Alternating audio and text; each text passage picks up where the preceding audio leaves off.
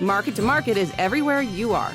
Subscribe to Market to Market on YouTube, find us on the PBS video app to stream on demand, and add our 3 podcasts on your favorite podcasting app.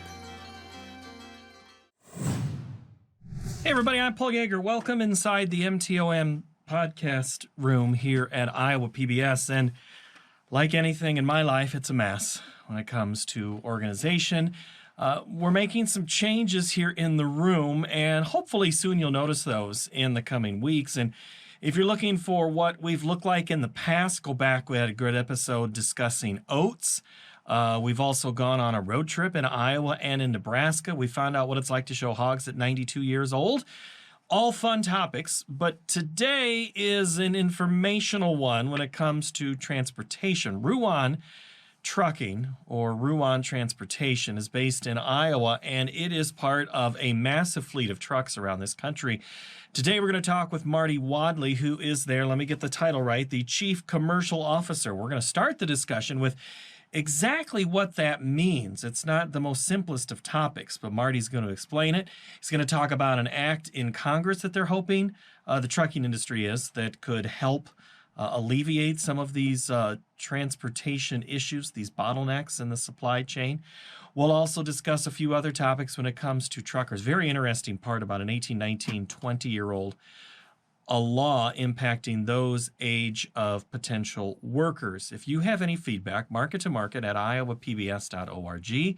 We'd love for you to rate this podcast. And if you have a comment, leave it. I'd love to hear what you have to say. I finally started looking at those, and we've got some really nice ones. So that's today's installment of the MTOM Show podcast, which, by the way, was helped by our friends at the Iowa Intermediary Network. And that is an education group that we've done some work with in the past and doing some, hopefully, in the future.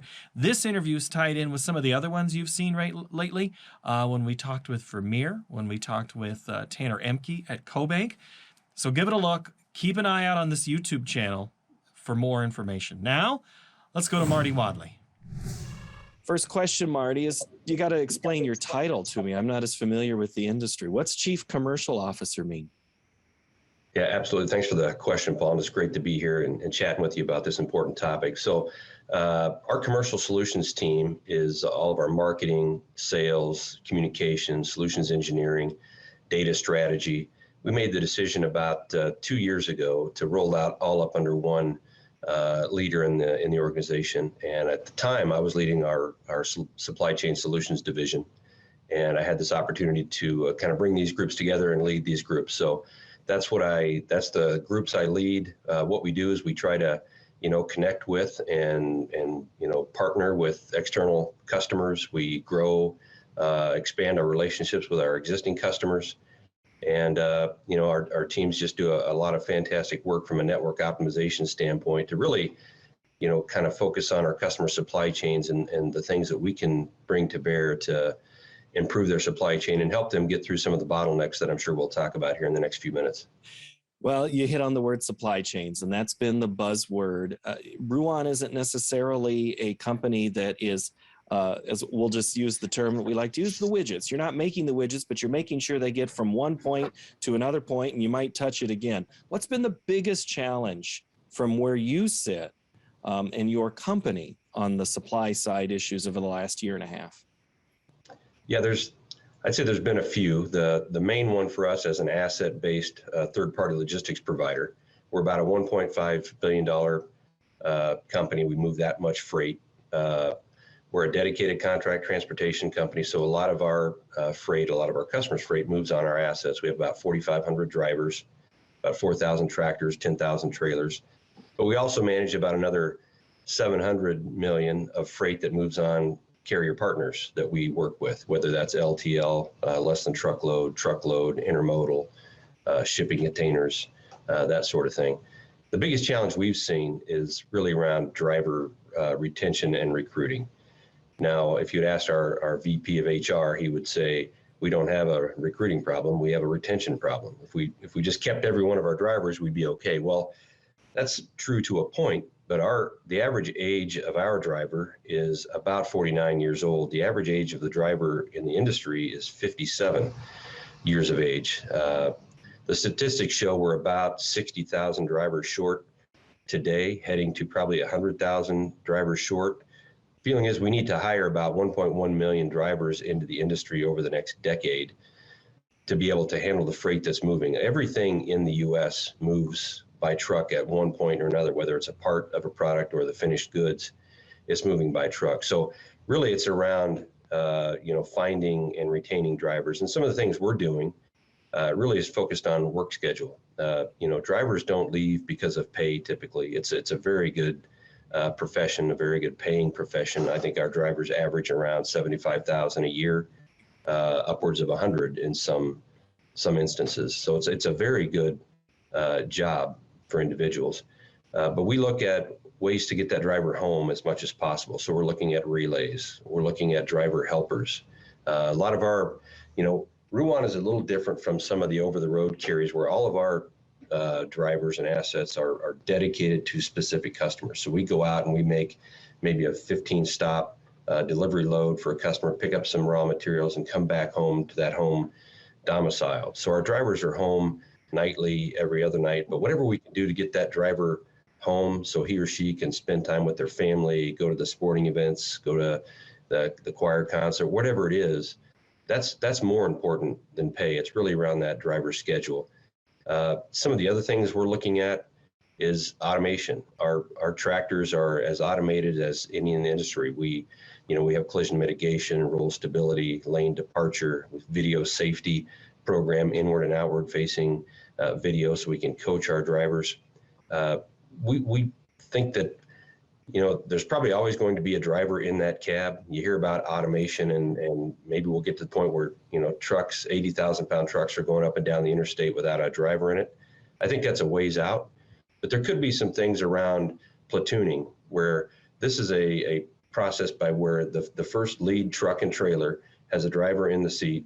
You might have two tractor trailers behind that lead tractor, and this would only be on the interstate.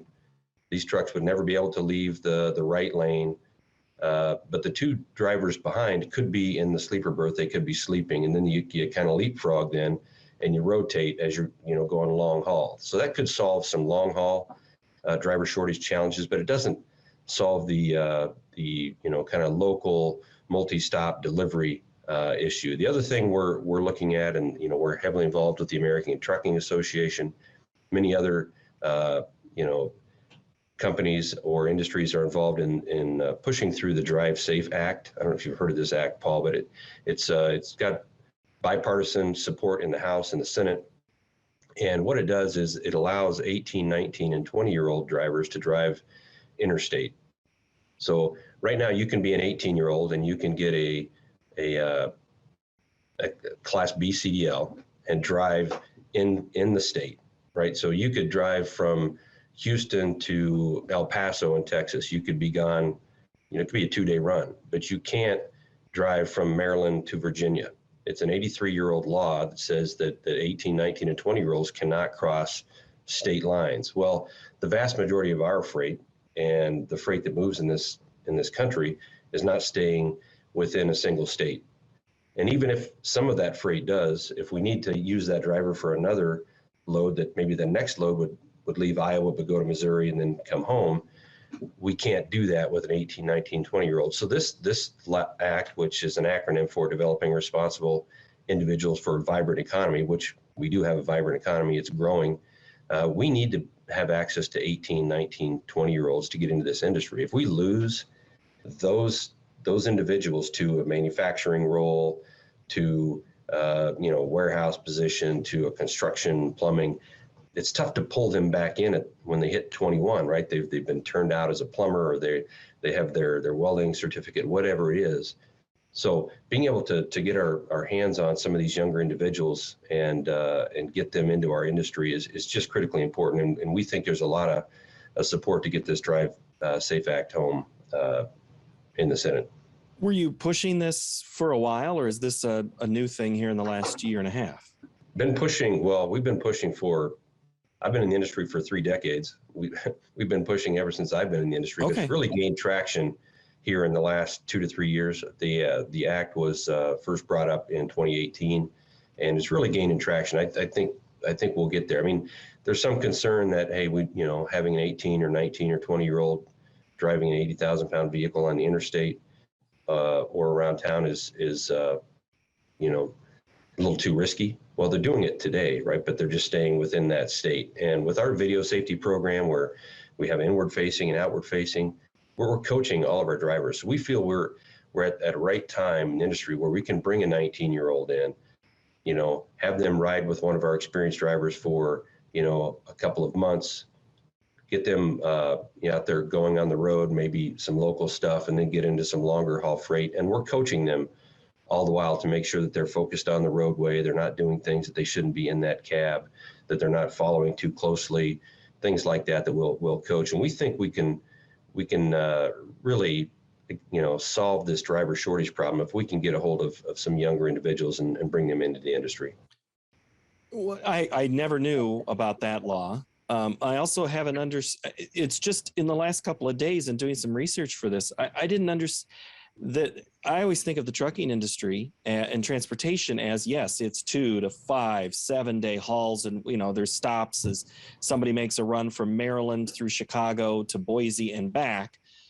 But you're saying that this whole get home at the same, sleep in the same bed every night,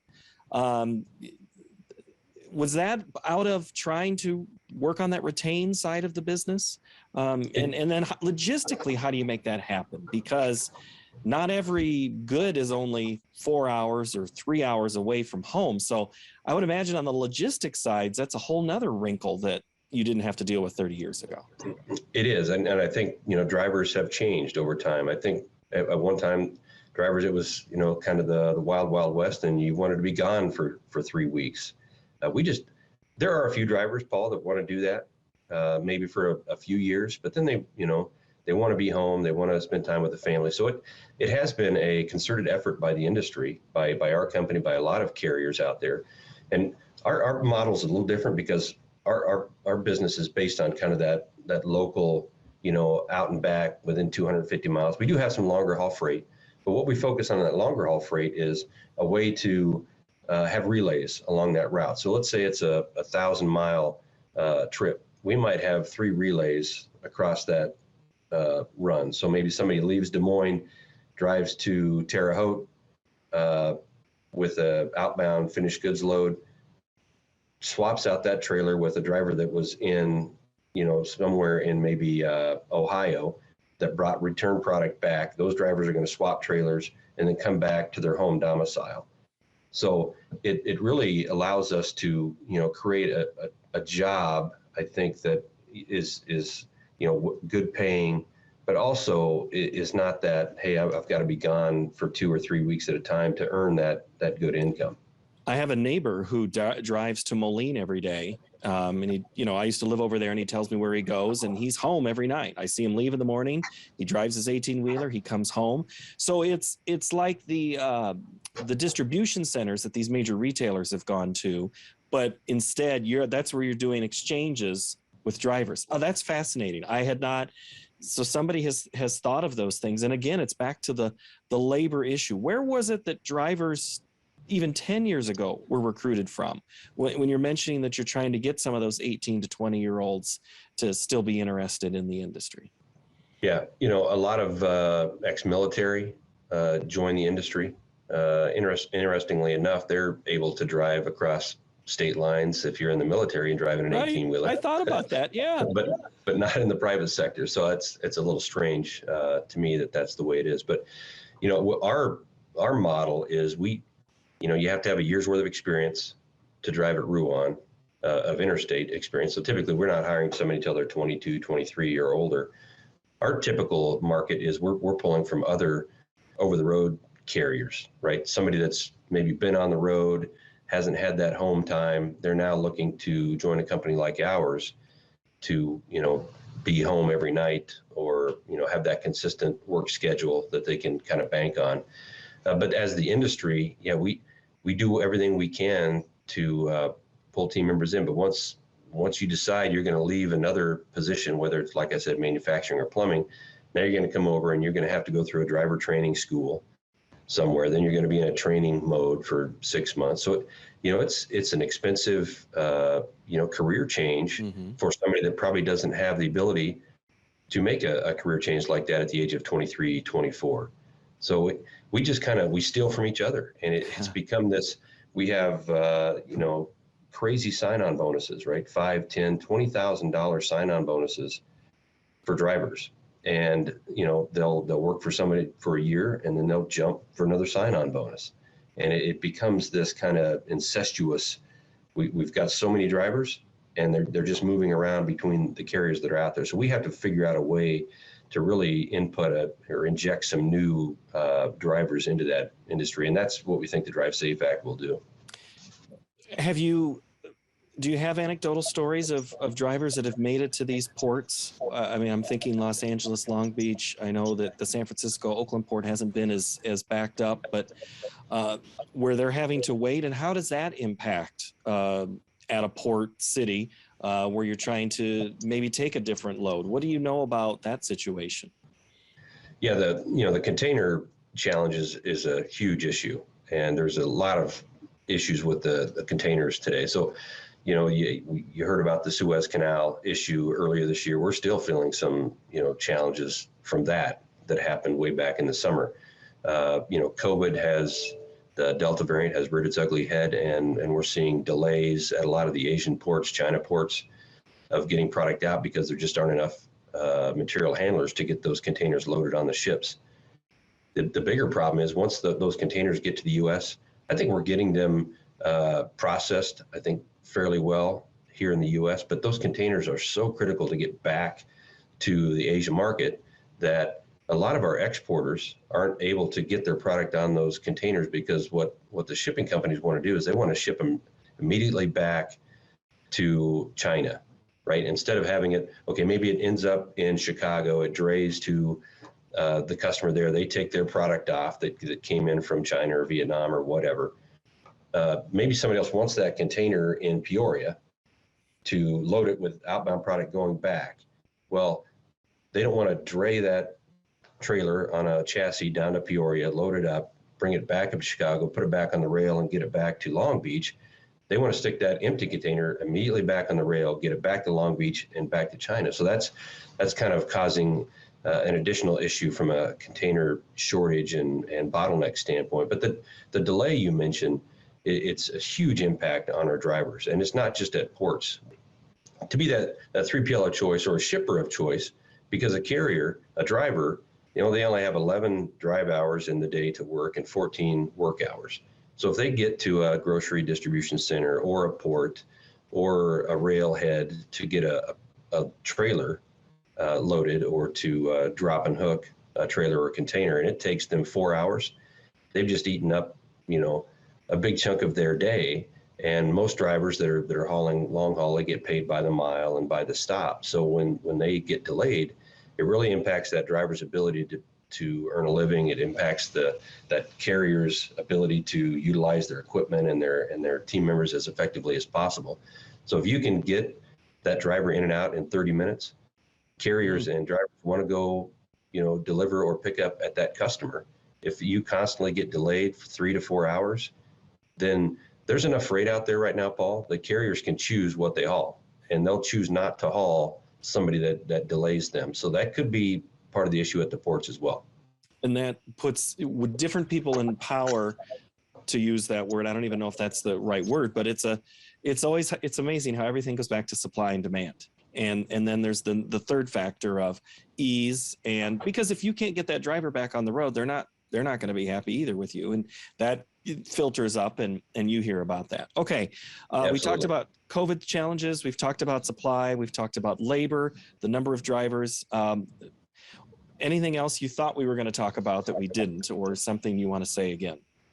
Yeah, just a couple things to wrap up here.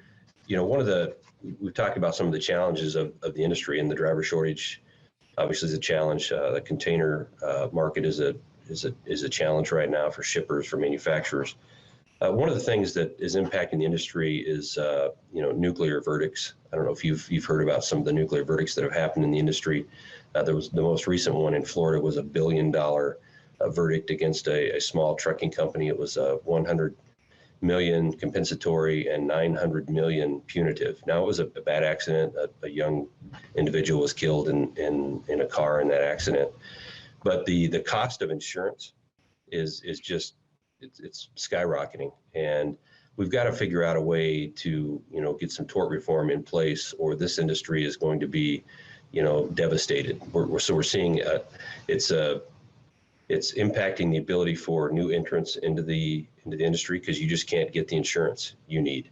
It's causing carriers to leave the industry because they just can't afford the insurance rates. So not only are we having a driver shortage issue, but just the ability to be competitive in this great industry is being impacted by the insurance costs and by these nuclear verdicts that are out there. A couple of the other things I would say is, some of the things we've done through COVID, and it's been a crazy couple of years for all of us, but we've been able to, I think, get through it very effectively. Our operations leaders have just done an outstanding job. We're a company where we do this dedicated work for, all of these customers. We have 260 operations all over the U.S., and it's typically 10 drivers here and 20 drivers there, and they're going out and making their deliveries and pickups and coming back to that home domicile. When we first started dealing with COVID back in March, April of 2020, we had some of our customers where their volumes just plummeted. A lot of our manufacturing, some of our metals customers, right?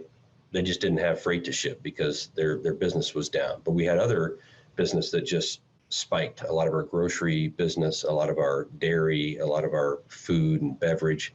Everybody talked about you couldn't find toilet paper on the shelves, right, at your Target or your Walmart. And so we're delivering a lot of that product. So we took those drivers and those assets that normally would have been delivering, products on the manufacturing side or on the metal side, and we moved them over to move groceries, to move pharma, medical supplies, oxygen to hospitals, other freight that we move. You name the type of trailing equipment, we have it. We're moving just about every type of product in the U.S. So we were nimble and able to move our assets around. And what we developed from that is our Ruan Freight Exchange. Like I said, we manage about 1.5 billion of freight. But we were a little bit siloed in the way we did it. So we created, our IT teams and our operations teams did a great job of allowing all of our freight that we manage to be visible across all of our different service lines, our dedicated contract transportation, our value-added warehousing, brokerage support services, and managed trans. So that now if one of our dedicated assets emptied out in a location and we had freight from one of our managed trans customers that we could now move back and get back to that home domicile, we were able to match that freight up, and it's just been outstanding. A couple of the other things we did, we created an image feature on our handheld device in our tractor, so that our driver doesn't have to get out, go to the dock, get a signature on the paper, get within 3 feet of somebody on that dock. So now we can image it, it gets sent, our driver unloads the product on the dock, gets back in the truck and leaves, and we don't have to have that interaction. I think that's been good for our drivers, and it's been good for our customers as well. And we went to a virtual onboarding process for our drivers. Like I said, we have about 4,500 drivers, and we have low turnover compared to the industry standard. The industry standard, Paul, surprisingly enough, is about 100% turnover. We average about 25%. That still means we have to hire about 1,200 drivers every year, right? So in this era where you're trying to keep your drivers safe, because in the office here, we're about 20% back in the office. We're 80% working remotely. Well, our drivers and our warehouse team members, our technicians, they can't work remotely, right? They have to go to their office or they have to go to their shop and get the work done. So a way to make sure that we onboard them as effectively as possible, but do it in a safe way so that we're not bringing 10 people into the same room for that training has been really good for our team members as well. So those are some of the things that I think we improved upon throughout COVID that made us a better organization for our customers and our team members. I want to follow up on one thing you said about the change. When you're having to shift from one product to another, a type of product to another, who's making that call? Is it who you're doing business for, or is it you saying there's nobody over here, but there's a whole lot over there that we, how does that, I'm always fascinated by how that logistic decision gets made. Yeah, it's typically us in this situation because we're controlling this freight. So you can look at dedicated contract transportation as private fleet under another name. Typically, you don't even notice that it's a Ruan truck going up and down the road because it's branded on the trailer and the cab as if it was our customer's, tractor and trailer. So what we do then is, sometimes the trailer you can't use a flatbed to haul a load of bulk milk coming in from a producer into a bottling plant. But that tractor and that driver can go over and pull that different trailing equipment. So we make the decision to, it's really a win-win-win situation for our customer, for our driver, and for Ruan. So we're not forcing that dedicated customer to pay for assets that are setting against the fence because they don't have freight for our drivers to haul. So we take those resources, we go move other freight for another customer that needs additional capacity. So we reduce the cost and the impact on one customer. We bring additional capacity to another customer, and we keep our driver working so that they're not sitting on the sideline. Oh, that's always fascinating. All right, Marty, is there anything else? Maybe the last thing I would mention, Paul, is we have seen a bit of an uptick in applications recently. We think that's due to the fact that the additional unemployment benefits have finally rolled off here in September, and I don't think it's necessarily forced people to the sidelines or kept people on the couch. So I don't know if it's anecdotal or if there's a true connection between, as those additional funds went away, that people out there said, well, I better get back to work now, and there are these great driving jobs that I can earn a nice living to support my family. And so we're seeing an uptick in just in the last couple of weeks from a driver application standpoint, which is great for us. Well, and that's a huge political issue that we could get into if it is a politics side of the unemployment. Because I just the roofer that I was talking to before yesterday when I was trying to get him here, he was saying some of those same things. But I guess, is there something with the companies that had paid well or been a good employer that maybe hadn't kept pace, and people had gone to other jobs, and now you're having to get back and recalibrate to compete against some of those other things? But also, do you think, there's a statistic that there's a huge amount of people that have now decided to work for themselves, and they've created their own business. And that's sometimes what comes out of a recession. It happened in the 80s. It happened in 2008. Is it happening now post-COVID? People are like, I'm going to work for myself.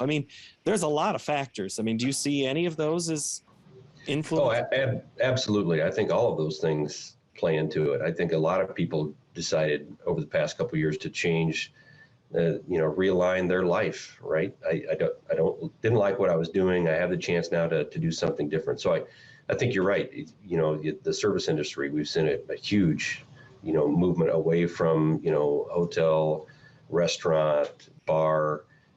So they're having a difficult time finding those employees. And that's the type of position maybe that the pay was pretty similar between your COVID support payment, your additional unemployment, and some of the other things where you could maybe tread water. But if you're able to make $75,000 to $80,000, driving a tractor and making deliveries and picking up product, yeah, that wasn't a good trade-off. But maybe somebody that decided to leave one industry is maybe looking at the transportation industry now and said, hey, maybe that's not so bad. It's better than it used to be, right? I can be home nightly or every other night. The equipment is safe, right? All of our equipment has automatics now, so you don't have to understand how to go through that manual transmission. So I think you're right. We're seeing an uptick in females applying for our roles, which we'd love to see. We're only about 4% of our driver force is female. We'd love to see many more females. They're great drivers. They're on time. They're just a great addition to the team. So I think you're right. There's a lot of factors that go into it, and we'd love to see some of those individuals in the U.S. that are maybe thinking about a career change, thinking about the transportation industry. Thanks again to Marty Wadley, and our conversation, which is part of the Iowa Intermediary Network discussion. Also, keep an eye on the YouTube channel. If you watch this in video form, there'll be a little more comprehensive look at the supply chain issues related to COVID coming soon. Thank you for watching, and we will see you next time.